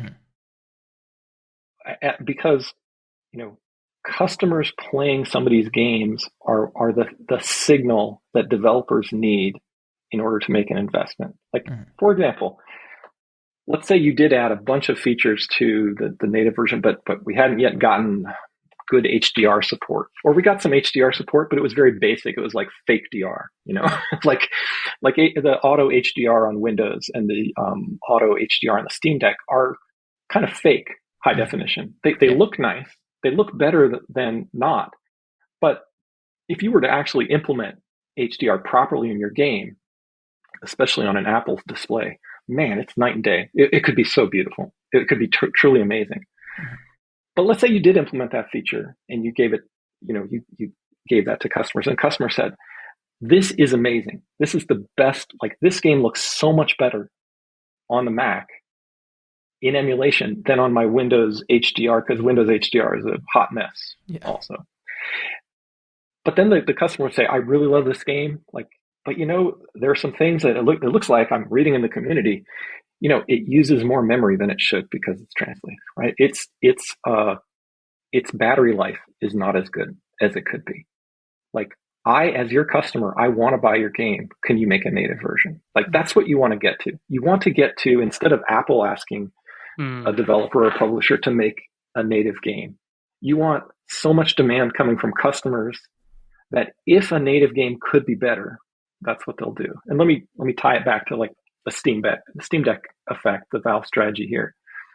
The Valve strategy is not to get developers to make a native Linux version of a game, because there is no such, there's like nothing to do there. They have no platform ambitions.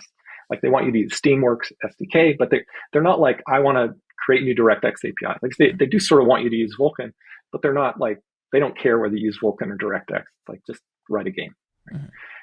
But part of the Steam Proton strategy is, hey, there's only so much we can do when we're translating. Mm-hmm. You can make changes to your Windows build, detect that you're on a Steam Deck, and you can choose different paths that can give you higher frame rate, better battery life, better HDR, whatever it is. But, we want you to do that because you think it brings value to customers, not because we prefer you use Vulkan, right? Or we prefer you use our API. We want you to do we want to make sure it's possible for you to do things if you're hearing from customers that that's what they want. And if you don't hear from customers that that's what they want, then we want to know that too, right? We're like, turns out, not enough customers care that you have a glitch on the screen, and therefore you are not motivated to fix it. Sometimes Valve would say, well, I'm going to fix that in translation. Like, I have a workaround because that's really annoying me personally. But in general, the idea is get customers to talk with their developers, make sure there's a communication path between them so that developers are reacting to the correct incentive, not the fake incentive. Yeah, absolutely. Totally. I had a question that sprung up because, of course, you're such a hardware, hands-on kind of guy, coding, compiler, developer, whatever. So, like, what do you think about streaming services like NVIDIA's GeForce Now? Is it like the bane of your life? Does it have any value? What do you think about it? Just curious. Yeah, boy, I've been interested in streaming and for so many years. It's I sometimes joke that, like, Mac gaming this year, Mac gaming is like this year of the Linux desktop. Those are kind of a joke. And there's sort of the other joke, which is this year game streaming.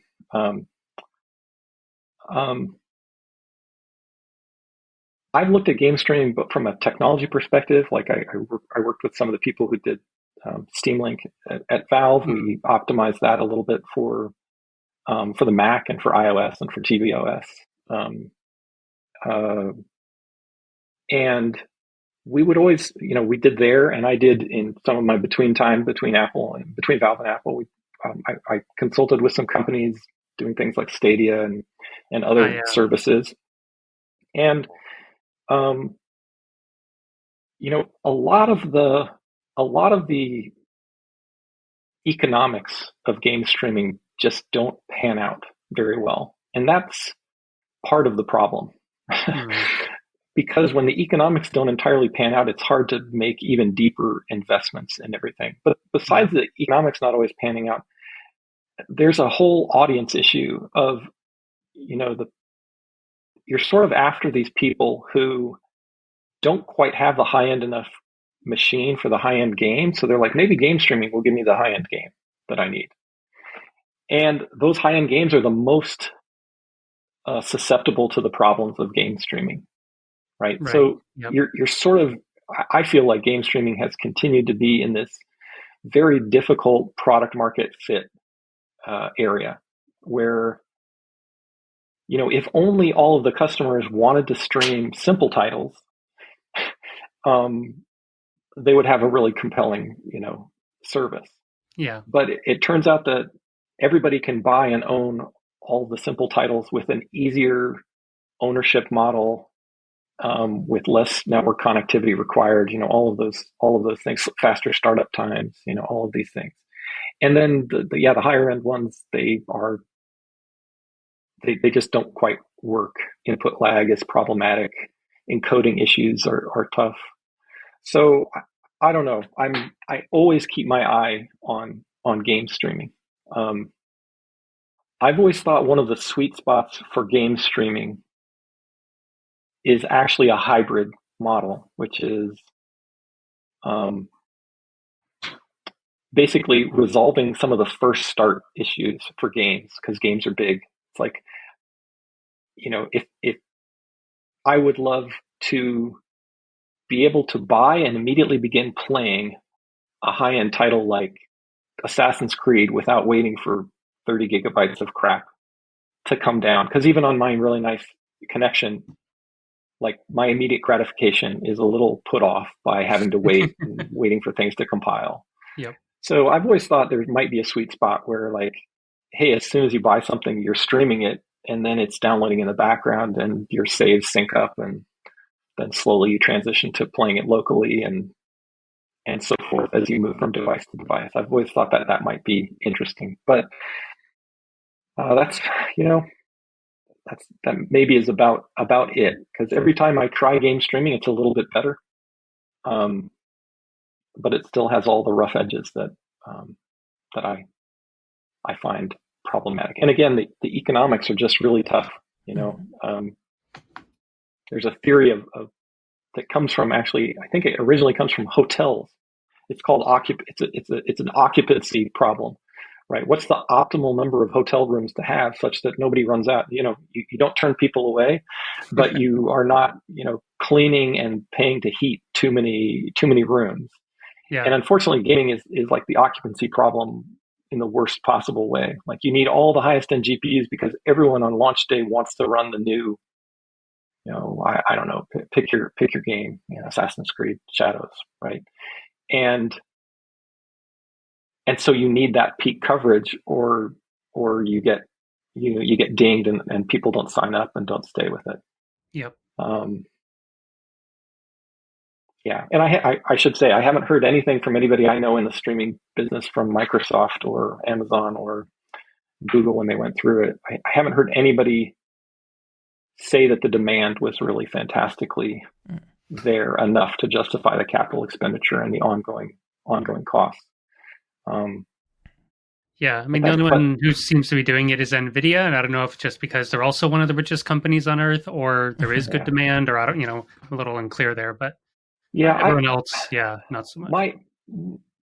I would suspect, and I don't know much. I know some people at NVIDIA. I have never talked with them about this, but knowing what I have known about NVIDIA, I would suggest that GeForce Now is paid for by the marketing budget, right? It is not a standalone business with its own P&L that is profitable on its own. Right. It is a demonstration and a way to get people to, or thinkingly to get them to buy higher end GPUs. It's funny. I was thinking the other day about all of these huge capital expenditures on AI GPU data centers. And I was thinking to myself, that's pretty fascinating. I wonder if an overspend from AI venture capital money is actually going to leave us with a bunch of data centers that could be used for game streaming.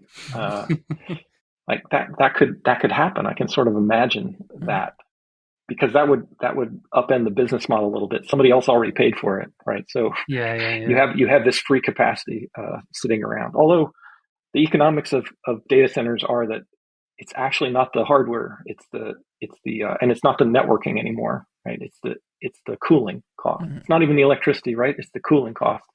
So, even if somebody paid the $1 billion for the AI data center that turns out you don't need because of new breakthroughs there, maybe it's still not economically viable. Mm-hmm. Anyway, yeah, tough For area. sure. Yeah, that makes good sense. We got about 10, 15 minutes left. I wanted to ask you about your GitHub project. I don't know how to pronounce it. Is it Kaon? Kaon? It's Kaon, but you can pronounce it. I mean, Kaon is the name of the subatomic particle that is.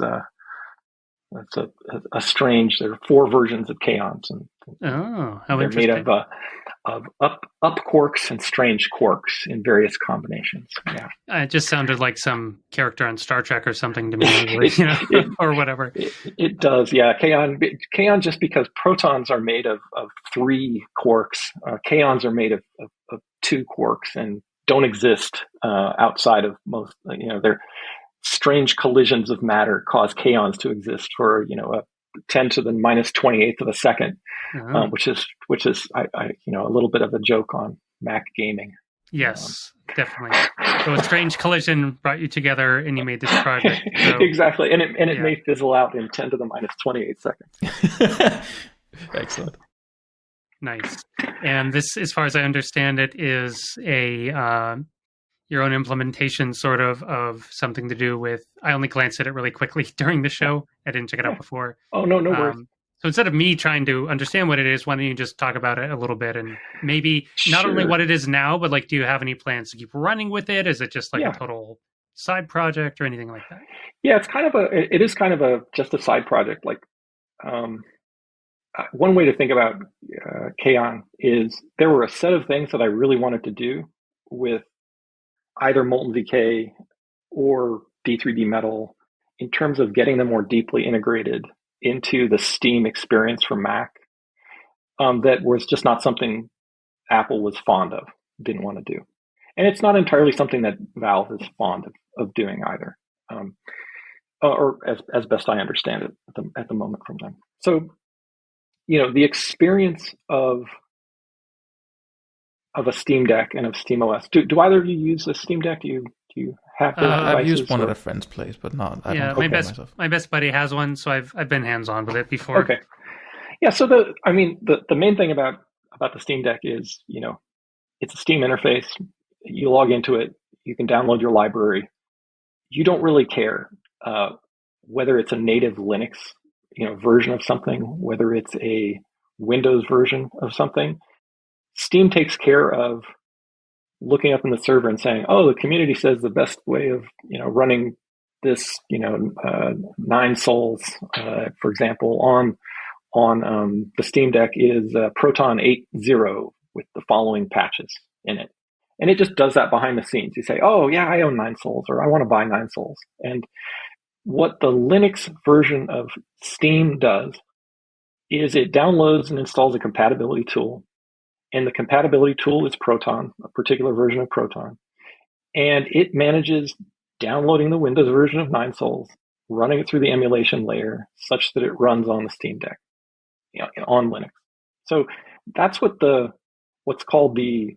that's the Steam Deck experience. It's a variation on what on Linux is called Steam Play. Steam Play, if you're on Linux, not a Steam Deck, if you're on a Ubuntu or Arch Linux desktop, and you download the Steam client, by default, you only get Linux versions of games. But you can go into settings and check a little box that says, "Hey, I want to use Steam Play." And when you do that, all Windows games are available for you to download and run, and it picks up configurations of this compatibility tool to run them through. So that experience is a really nice experience. The Game Porting Toolkit experience for customers is not a very fun one. You buy Crossover, you create a new bottle for Crossover, you install Steam in the new bottle for Crossover, and then you launch the 32-bit version of Windows Steam. It runs pretty slowly on your Mac, even on a very high-end Mac. It's running through the Rosetta 2 translation, instruction translation framework. It's going through a lot of hoops and jumps. Then inside of that version of Steam, you can install all the Windows games you want to. But whenever you want to play them, you have to launch Crossover, launch Steam over there, and then also launch the game and play the game inside there. If you're a Mac person, who is used to using Mac Steam, it's very confusing to have two Steam icons in your dock. It's very confusing to have one that has menus and one that doesn't. One that takes focus away in weird ways, one that runs a lot slower. So all those things contribute to making kind of GPTK and people using translation on the Mac like less seamless than what you see on Linux. Mm-hmm. So Kaon basically tries to simplify that a little bit on the Mac, and it says, hey, here's a way you can configure your macOS Steam client such that you can download and install Windows games and you can launch them directly from your Mac client. And it does that by doing a lot of the things that Steam Play does, but it's doing them behind the scenes in some very hacky ways. And so it's really not for the faint of heart. It is like, as currently implemented, it is not for the faint of heart. One like caveat that people don't get, and I think I probably gave poor Andy Tizer, Andrew, and so I probably gave him a heart attack, is like, and I tried to warn him, I'm like, hey, if you launch Steam this way when we've configured it, it's going to slowly update your entire, 1 terabyte of Steam games. It's going to go, oh, gee, this is the Mac version. I should go get the Windows version. Oh, this is the Mac version too. I should go get the Windows version. So I'm like, that's not how Steam Play works on Linux. Steam Play knows which games you want to have native and which games you want to have through a compatibility tool. Mm-hmm. Kaon doesn't know that because it's not deeply integrated into Steam. It's totally kind of a hack from the outside. So there are a couple more things that I can do with Kaon to bring more of the seamlessness, a little bit more seamlessness to letting you just launch macOS Steam, giving you access to Windows games so that you just launch them from your Mac Steam client, that you don't even know that crossover is around and doing things. Mm-hmm. I'm not planning to do anything where you don't have to buy crossover. Like I'm a huge fan and supporter of Codeweavers. They put just tons of man hours, and I'm super delighted that when we did GPTK, that we were able to allow them to use it. Mm-hmm. Like when we first launched GPTK, it came with instructions for, as a developer, you had to build all of Wine yourself. Like, and so our instructions were like, first issue this strange command, and we're going to download 750 megabytes of source code. Mm-hmm. Now issue this other strange command and wait 4 hours while we build all of Wine with our patches for you. Mm-hmm. And then run some crazy installation scripts to wire everything together. And now maybe, it'll work, and you may have to hack these other things. So I was delighted that we were able to reach a deal where Codeweavers was able to integrate the Game Porting Toolkit, D3D Metal, so that at least for people who are comfortable with crossover and running a separate Windows version of Steam, that they could use it. And and actually for, what few developers have used the Game Porting Toolkit to evaluate their games and think about their ports, they've all said like, oh, this is much easier to try out, like $50 or a 14-day free trial, and I can do it. I hope everyone continues to buy crossover, get a license, and support what Codeweavers is doing.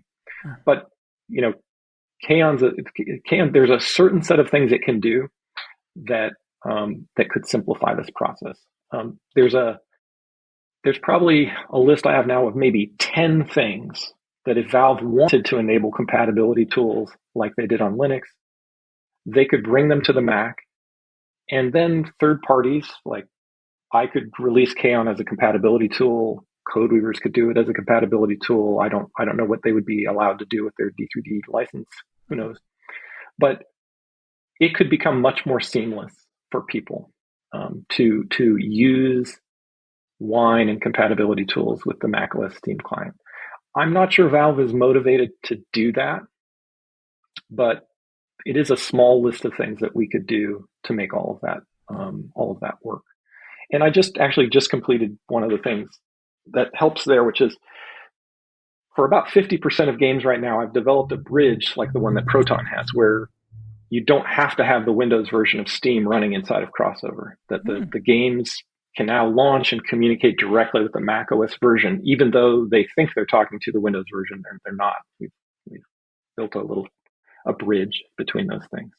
And again, this is just something like, this layer was something I wanted to build at Apple, a stronger relationship with Valve to motivate them to enable Steam Play for the macOS client was what I originally wanted to have happen for GPTK, because I wanted to, just like the Steam Deck does, I wanted customers to generate that demand. If what Apple wants is native games, and if native games are better than emulated games, if they run better, then I want developers to hear that from customers. And the way to do that is to make like all of this friction go away for customers of games. So, GPTK makes it simpler for developers of games. But Kaon also makes it a little easier for developers, by the way, like especially if you're working on technologies like GPTK, or, if you're automating testing of things, it's pretty nice to be able to use this configuration to do that.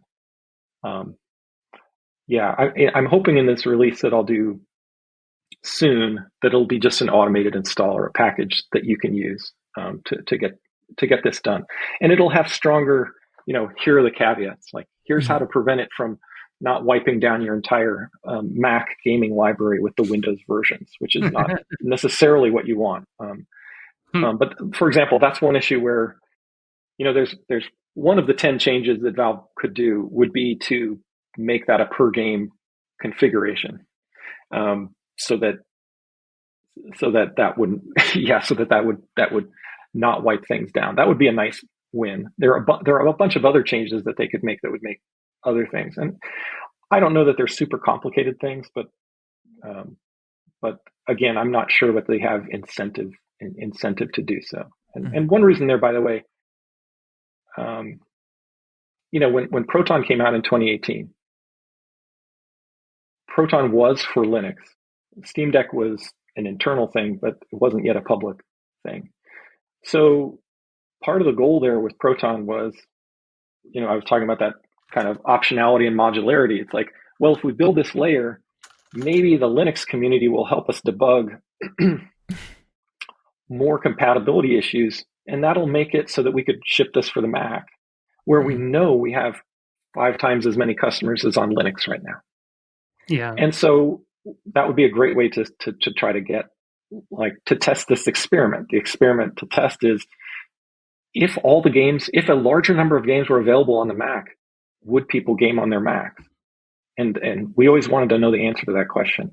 But with the falling out that Apple and Valve had, and kind of the bad blood about 32-bit and the Steam Link app, and just in general, Apple being difficult to deal with and Valve being very tiny, that experiment got shut down. And that's why Proton, has vestigial bits of Mac support in it, right. But not really full support. Yeah, it was listed in the README file in the early days of the repo, but yeah. That's probably I wrote that. Oh, probably I wrote that. Yeah. Really, really cool. We should probably start wrapping it up, even though I'd like to keep going all day. And incredibly fascinating guest. Love, you've been incredible. Your deep dives and deep dive answer to every question is amazing. Absolutely love it. Really appreciate that. Is there anywhere you're online you want people to come find you? Like, I don't know, sure. Social media or a blog or a video? Yeah. Anything like that? Shout out. Far before the term bro was really negative, my email address at Microsoft was natbro@microsoft.com, NATBRO. And so I've adopted around the universe, I'm NatBro most everywhere. Twitter, I think Mastodon, I think Blue Sky. It's my gamer tag. Not on Steam. On Steam, I have some random one because NatBro got taken. Dang. But you NatBro steal it back when you were at Valve? No, isn't that funny? Yeah, this is weird. I could see who had it, and I could see when they were active. But there are certain things that, like, with great power come great responsibility, and one of them was, don't steal anybody's name. Alas and alack. Yeah. So like I'm always open to it. So NatBro on Twitter. I'm NatBro@gmail.com. I'm always open to answering questions and talking about this stuff. I'm NatBro on GitHub. That's where you'll find Kaon. So I try to be consistent. Fantastic. Well, thank you so much for listening, everyone. Thank you, Casper. Thank you very much, Nat Brown, aka NatBro, and we'll see you guys next time. Thank you. Bye-bye. Really great to see you guys. Take care. Bye-bye. You too.